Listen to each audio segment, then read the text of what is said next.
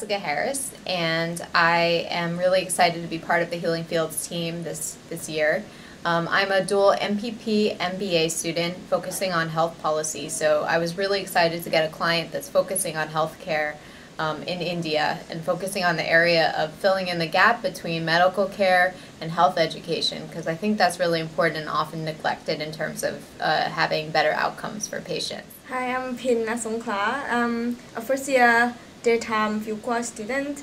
So before coming here, I was selling construction materials, and I'm being sponsored by this company, and I'm going to go back and sell construction materials in developing countries. So I hope that by participating in GCP, I would be able to create corporate social responsibilities programs when I'm working there.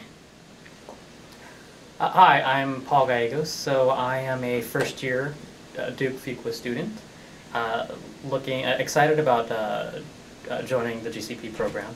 My past 5 years I spent in engineering in Texas, so I'm excited about doing a little bit of transition into business now, and that's where GCP fit in perfectly. I get to work in a team for a strategy consulting project, while at the same time visiting another country and helping a wonderful nonprofit organization.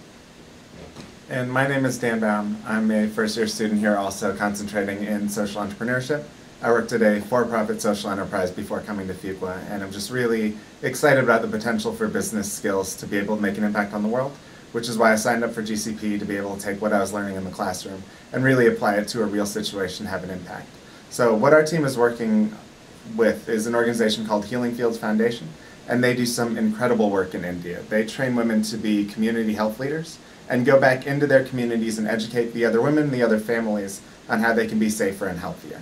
But the biggest challenge Healing Fields is facing is that they don't have a way to provide any income to their health leaders to be able to give them the time and the support to be able to do more and more health education.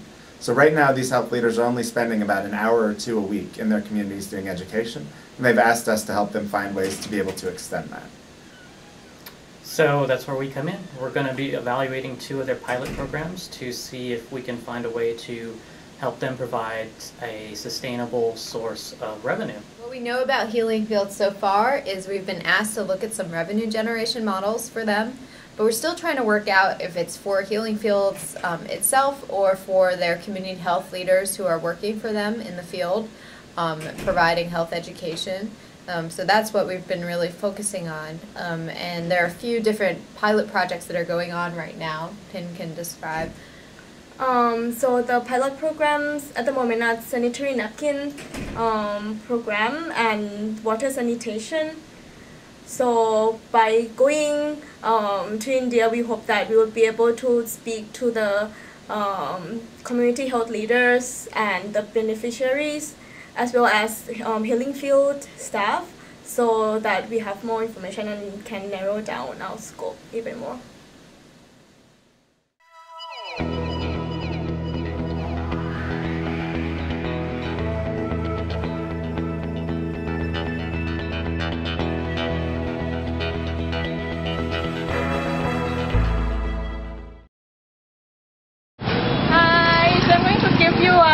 Brief tour of our lovely Healing Field office. So this is the front. This is the entrance. Okay, follow me.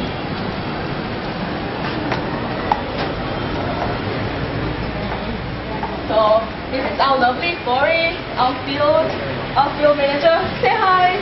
Hi. This is our lovely lady dealing with and Hajmata has always been like buying us lunch and snacks and helping us with our fashion. And this is Shavanti. Shavanti has been helping us with all the administrative stuff, like calling Gayatri, serving us very delicious tea. And Subu. And this is our Subu. Subu is part of our team.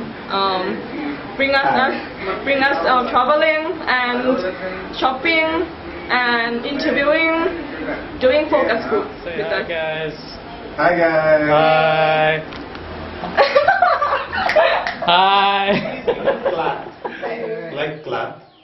But now they are using sponge. Smooth clap. Das ist gut. Understand? Yeah. I think the stay-free sponge made out of sponge and the gunj is made out of cloth. That means they have tried two different types from two different brands. And have they had any problems with their family or with? I'm Mukti Bosco. I'm one of the co-founders of Healing Fields Foundation with Nimish Parekh, who is my other co-founder. Both of us started Healing Fields Foundation in 1999, and the idea came up because both of us, I was very actively involved in the social sector, and Nimish is involved in the health insurance sector on the commercial space. He started the first third-party administrator in the country. And when I was working with the slum area, I found one mother who told me that she had to pull her kid out of school to